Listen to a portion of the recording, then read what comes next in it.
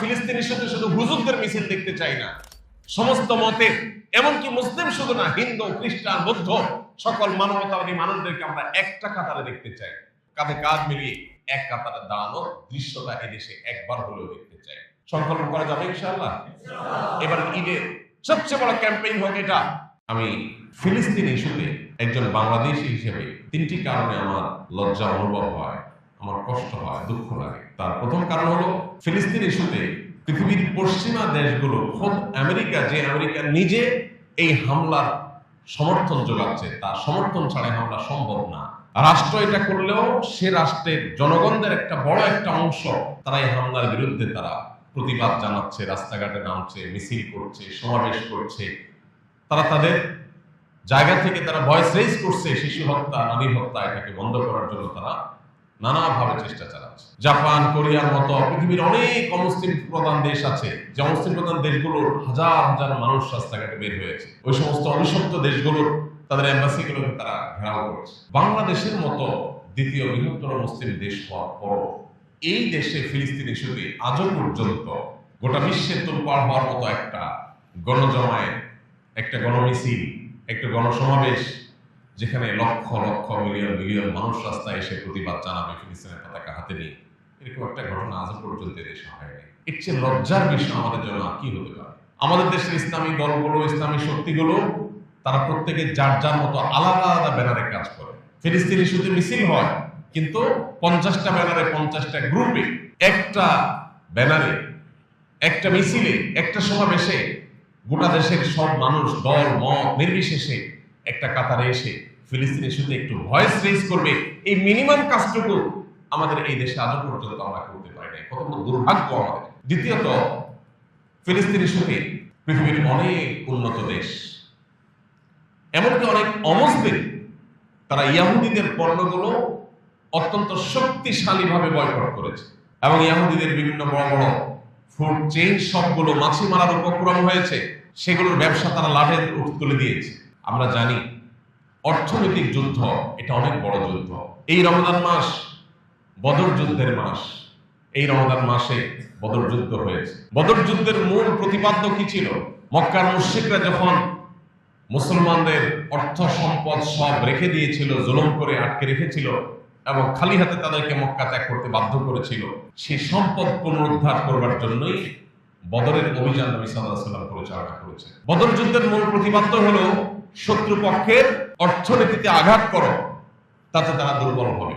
আমরা বদর যুদ্ধের চেতনাকে সামনে রেখে অন্তত ফিলিস্তিন ইস্যুতে আর কিছু করতে না পারি, আমার বিবেকের কাছে আমার একটা জবাব দেওয়ার জায়গা পরিষ্কার হওয়া উচিত যে আমার বাসার চৌহদ্দিতে, আমার বাসার 4 দেয়ালের মধ্যে, আমার অফিসের 4 দেয়ালের মধ্যে এই অভিশপ্তদের কোন একটা পণ্যের কণা, একটা সুতা পর্যন্ত আমি থাকতে দেব না। এই একটা কথা বারবার বারবার আমরা বলি, কিন্তু চেক করলে দেখা যাবে আমাদের বাসায় তাদের সাবান, তাদের শ্যাম্পু, আমাদের বাসায় তাদের লোশন, আমাদের কিচেন, আমাদের টয়লেট, ওয়াশরুম, আমাদের বেডরুম, প্রত্যেকটা জায়গায় তাদের জিনিসে পরিপূর্ণ হয়ে আছে। ভাইরা আমার, এই যে রমজান আসছে, ঈদ আসছে, আমরা অন্তত এই সময়টাতে আল্লাহর কাছে জবাবদিহি করার জন্য অন্তত যদি এই কথাটুকু আমরা সংকল্প করতে পারি এই বিষয়ে যে আল্লাহ, আমি আমার জ্ঞাতসারে আমার পকেটের টাকা দিয়ে আমি জীবনে কখনো এই অভিশপ্তদের একটা পণ্য কিনবো না, কারণ তাদের পণ্য কেনা মানে হলো এর একটা অংশ, লভ্যাংশ এটা তারা পাবে, সেটাই বোমা হয়ে মুসলমানদের উপরে আঘাতপ্রাপ্ত হবে। এই যে ঈদ আসছে সামনে, আমরা তাদের সফট ড্রিঙ্কস ছাড়া যদি ঈদ পালন করি, আমরা কি মরে যাব? দেশীয় সফট ড্রিঙ্ক যদি না থাকে, আমরা সাদা পানি খেয়ে থাকলে কি আমরা মরে যাব? কিন্তু নির্লজ্জের মতো আমাদের এই দেশে অহরহ আপনি দেখবেন প্রত্যেকটা দোকানে, ভূমিপল্লীর দোকানগুলো আপনি খোঁজ খবর দেন, সবচেয়ে বেশি বিক্রি হয় এই ইহুদিদের জিনিসগুলো, তাদের সাবানগুলো, তাদের শ্যাম্পুগুলো। কারা কিনে এগুলো? আমরাই কিনি। কেন? আমরা যদি এগুলো বয়কট করি, আমরা যদি সবাই এগুলোকে বর্জন করি, ইমানের দায় থেকে, তাওনা থেকে, তুরস্কে ইহুদিদের দোকানগুলোর সামনে যেখানে মিটারকে মিটার, শত শত মিটার যেখানে লাইন লেগে থাকতো, সেখানে মাছি মারছে, মাছি। কেউ সেদিকে যায় না। কেউ যদি সেখানে কিনতে যায়, অন্যরা ঘৃণা ভরে তাকায় যে এর মতো নির্লজ্জ, যিনি যে মুসলমান ভাইয়ের রক্ত চুষছে, সেই জালিমদের জিনিস কিনছে, তাদেরকে চাঁদা দিচ্ছে। জিনিস তো কিনছেন না, আপনি চাঁদা দিচ্ছেন। প্রতিদিন বাজার করে জিনিসগুলো আনছেন আর টাকাগুলো রেখে আসছেন, এর মানে আপনি প্রতিদিন ইহুদিদেরকে চাঁদা দিচ্ছেন, অভিশপ্তদেরকে চাঁদা দিচ্ছেন। এই একটা কাজ যদি আমরা বাংলাদেশের মানুষ করতে পারতাম, তাও সান্ত্বনা পাইতাম। দুর্ভাগ্য আমাদের, এই একটা কাজ এই দেশে আমরা করতে পারিনি। এই একটা কাজ, ইউনিলিভারের জিনিসপত্র আমাদের ঘর বোঝাই, এই ক্লোজ আপ শুধুমাত্র ইহুদি পণ্য হয়ে আমার মুসলিম ভাইয়ের রক্ত চুষার ভূমিকা আছে তা তো না। আমাদের এই দেশে তরুণদের চরিত্রকে ধ্বংস করবার জন্য 14 ফেব্রুয়ারি আসলে তাদের সর্বশক্তি নিয়ে তারা মাঠে নামে। আপনারা এই দেশে বহু টেলিভিশন অনুষ্ঠান দেখেন, ইসলামিক প্রোগ্রাম দেখেন, আজও পর্যন্ত ইউনিলিভার স্পন্সর করেছে, তারা টাকা পয়সা দিয়েছে কোন ইসলামিক প্রোগ্রামের জন্য জীবনে কখনো দেখেছেন কোন মসজিদ মাদ্রাসা? তাহলে এই দেশে যে বিশাল বড় চেইন আছে, তাদের প্রত্যেকটা দোকান দিয়ে, এক একটা দোকান থেকে, মুদি দোকান দিয়ে দিয়ে প্রত্যেকটা বাসা থেকে চাঁদা তুলে নিচ্ছে তারা। এই চাঁদার টাকা কোথায় যাচ্ছে? সেটা কিন্তু আমার দেশে মসজিদ মাদ্রাসা খরচ হচ্ছে না, ইসলামিক প্রোগ্রামে খরচ হচ্ছে না। সেই টাকা দিয়ে যদি তারা এই দেশে কিছু করে, সেটা হলো এই দেশে বেহায়াপনা, অশ্লীলতা, ব্যভিচার, ধর্ষণ, যুবকদের চরিত্র ধ্বংসের যত উপায় আছে তার সবগুলোর জন্য তারা টাকা ঢালছে। অর্থাৎ আমার দেশ থেকে, আমার পকেট থেকে চাঁদা নিয়ে আমাকে বিষ খাওয়াচ্ছে, আর অপরদিকে আমার মুসলমান ভাইয়ের উপরে বোমা হামলা করছে। আমাদের যদি আল্লাহর জন্য এতটুকু স্যাক্রিফাইস যদি আমরা করতে না পারি, কি জবাব আল্লাহর কাছে কি আমাদের ময়দানে দিবেন? কি হবে আপনার নামাজ, কি হবে তারাবি? যদি আল্লাহর কাছে এই জবাবদিহি করার জায়গাটা ক্লিয়ার করতে না পারেন যে আল্লাহ আমার জ্ঞাতসারে কোনোদিন আমি একটা টাকা দিয়ে আমি ওদের কোনো পণ্য কিনি নাই, এই ঘৃণাবোধটা আমি প্রকাশ করলাম আমার মুসলমান ভাইদের প্রতি সহমর্মিতা প্রদর্শন করতে গিয়ে, এইটুকু কাজও যদি আমরা করতে না পারি, আল্লাহর কাছে কি জবাব দিয়ে হবে বলেন?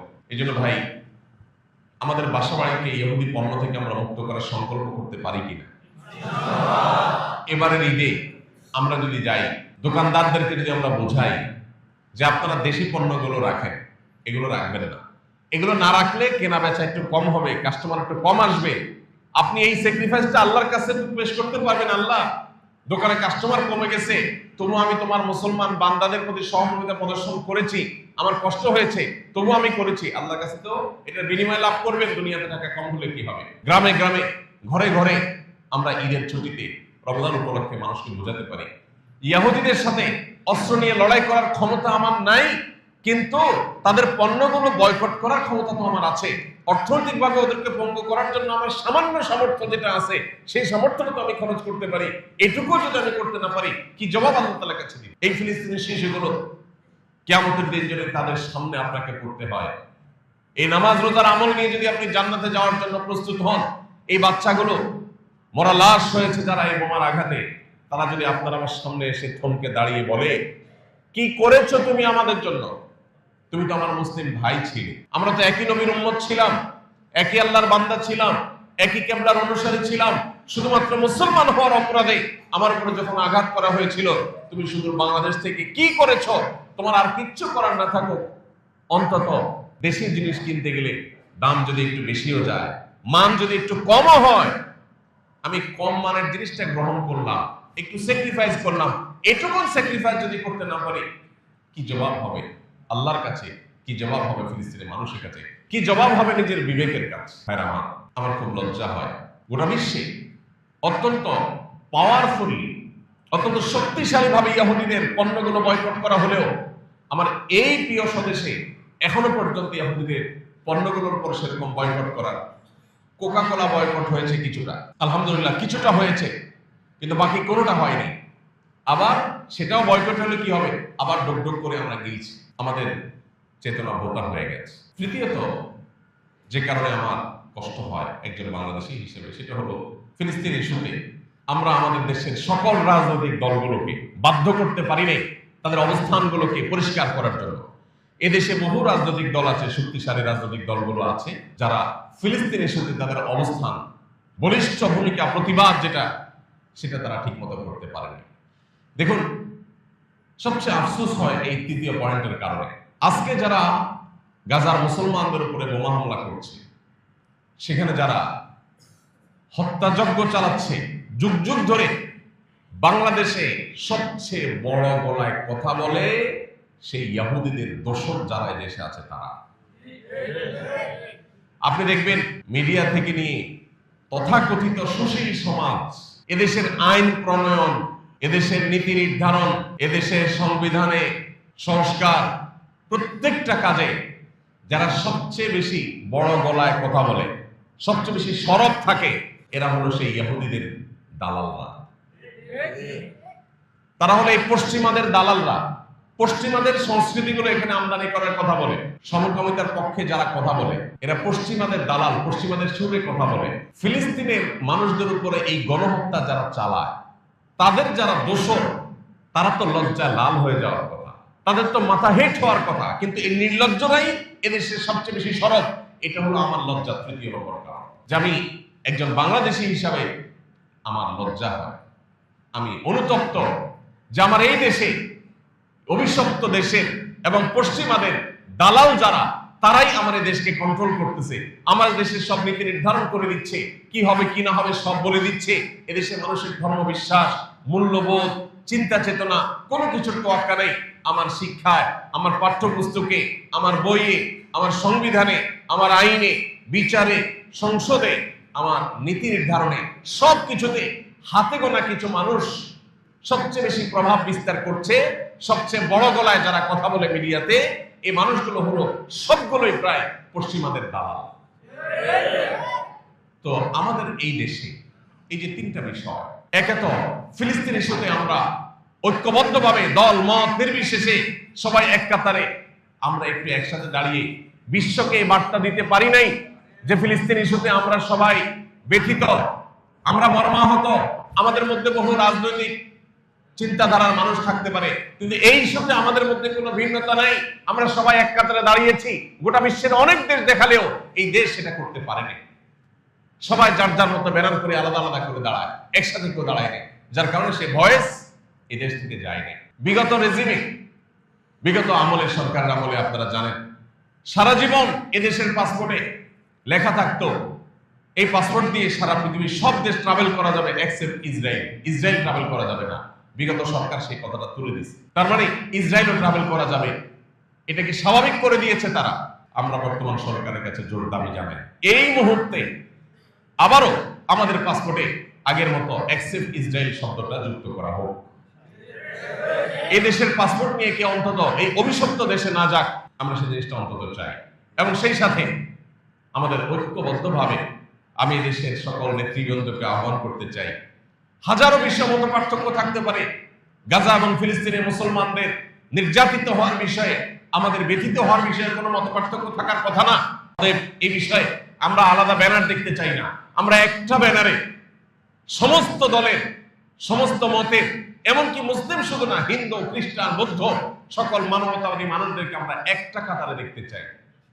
আমরা ফিলিস্তিনের সাথে শুধু হুজুরদের মিছিল দেখতে চাই না, আমরা ফিলিস্তিনের সাথে শুধুমাত্র হুজুরদের কষ্ট দিতে চাই না, যারা মানুষ হোক সে অন্য ধর্মের মানুষ, আমরা তাদেরকেও কাঁধে কাঁধ মিলিয়ে এক কাতারে দাঁড়ানোর দৃশ্যটা এদেশে একবার হলেও দেখতে চাই। দ্বিতীয়ত, আমরা ফিলিস্তিন ইস্যুতে আর কিছু করতে না পারি, অন্তরের গভীর থেকে আমি চিরজীবনের জন্য প্রতিজ্ঞা করতে পারি, খাবার আইটেম হোক আর প্রসাধনী হোক, গায়ে মাখার আইটেম হোক, কোনো কিছু ইহুদি কোম্পানিগুলোর কোনো পণ্য আমি একটি পয়সা দিয়ে কিনবো না। যদি সেটা একটার সাথে 5টা ফ্রিও দেয়, যদি সে আরো কোনো অফার দেয়, আমি আমার ঈমানি চেতনার জায়গা থেকে, ঈমানি দায়িত্ববোধের জায়গা থেকে এইটুকু কাজ অন্তত আমরা ইনশাআল্লাহ করার চেষ্টা করব। পৃথিবীর বহু দেশ করেছে, আরব দেশগুলো, তাদের নিয়ে আমাদের অনেক অভিমান আছে। আরব দেশের শাসকগুলো ফিলিস্তিন ইস্যুতে কিচ্ছু করে নাই, আমাদের অনেক কষ্ট আছে তাদের প্রতি, কিন্তু একটা ছোট্ট কাজ তারা করেছে, সেটা হলো ইহুদি পণ্যগুলোকে অত্যন্ত শক্তিশালী ভাবে বয়কট করেছে, তারা ছুঁড়ে ফেলে দিয়েছে, তারা তাদের সুপার মার্কেটগুলোতে তারা বাইর করে ফেলে দিয়েছে, পণ্যগুলো রাখে নাই, তাদের র্যাকগুলো সব খালি করে ফেলেছে, ফেলে দিয়ে এই পণ্যগুলোকে তারা বিক্রি করছে না, কিনছে না কাস্টমাররা। এটুকু কাজ তারা করেছে, কিন্তু আমার দেশে সেই কাজটুকু পর্যন্ত হয় নাই। আমি দেখতে চাই মুদি দোকানে আমার দেশীয় পণ্য ছাড়া এই সমস্ত ইসরায়েলি পণ্যগুলো মাছি মারবে, কোন মানুষ সেগুলোর দিকে তাকাবে না, ঘৃণা ভরে সেগুলো প্রত্যাখ্যান করবে। এটুকু কাজকে আমরা করতে পারি না। আপনি শুধু একা করলে হবে না, আপনি টার্গেট নেন, আপনার 10 জন মানুষকে, মিনিমাম 10 জন মানুষকে আপনি সংকল্প করাবেন যে আপনার বাসায় এগুলো থাকতে পারে না, যেগুলো আছে চলে আসছে ইতিমধ্যে, এর বাইরে নতুন করে কোনো একটা পণ্য আপনি কিনবেন না। প্রয়োজনে আপনি সাবান ছাড়া গোসল করবেন, যদি দেশীয় সাবান না পান তাতে আপনি শেষ হয়ে যাবেন না, আপনি অসুস্থ হয়ে যাবেন না। কিন্তু আল্লাহর কাছে বলতে পারেন, আল্লাহ আমি সাবান ছাড়া গোসল করেছি, তুমি এই সাবান কিনি নেই। আল্লাহ আমি শ্যাম্পু ছাড়া গোসল করেছি, তুমি এদের শ্যাম্পু কিনি নেই, আমি এদের চাঁদা দেই নেই। এইটুকু কাজ অন্তত আমরা করতে পারি কিনা বলেন। এবার ঈদ উপলক্ষে এক ফোঁটা সফট ড্রিঙ্কস এদের আমাদের পেটে যেন না যায়, আমরা ছুঁড়ে ফেলে দিব ড্রেনে, আমাদের পেটে যেন, শরীরে যেন না ঢুকে।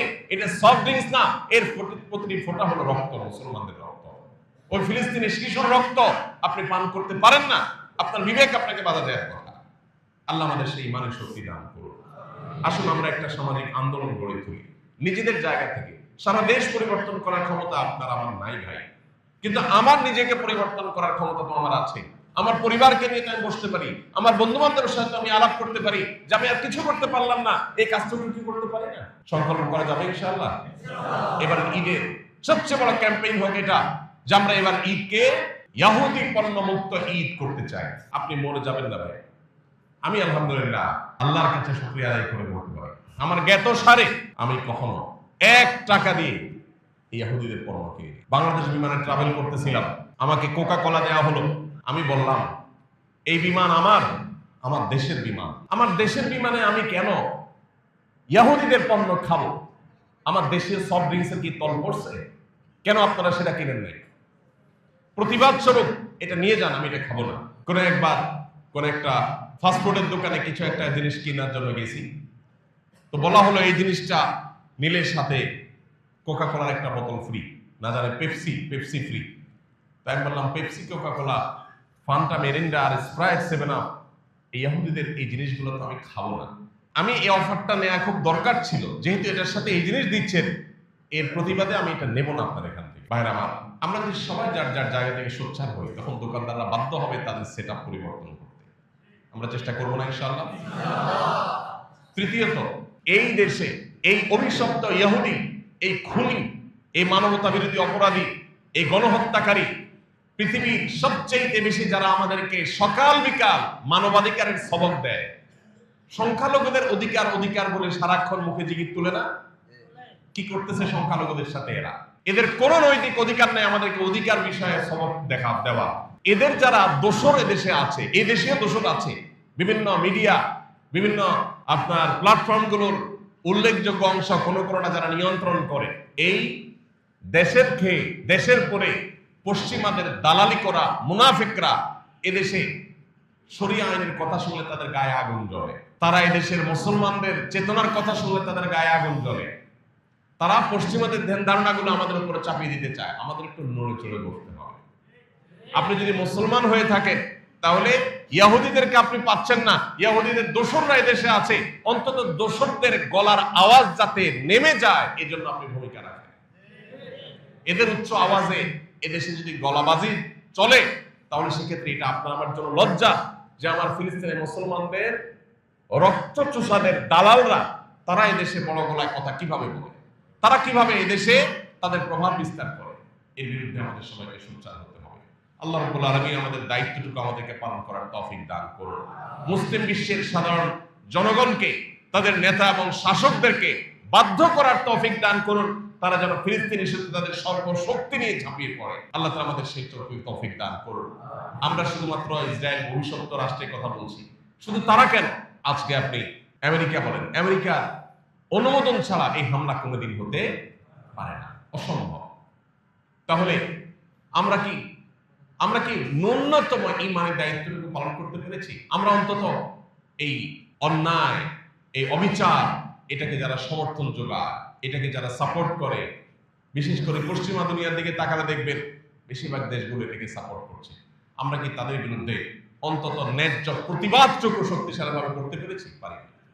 আল্লাহ তাআলা আমাদের অক্ষমতাকে দূর করে দিন, আল্লাহ আমাদেরকে সক্ষমতা দান করে দিন। আল্লাহ আমাদেরকে ওমরের মতো শাসক, ওমর ইবনে আব্দুল আজিজের মতো শাসক দান করুন। আল্লাহ আমাদেরকে সাহাবায়ে কেরাম রিদওয়ানুল্লাহি আলাইহিম মতো ঈমানের শক্তি দান করুন। আল্লাহ আমাদের ঈমানে ভ্রাতৃত্ব নসিব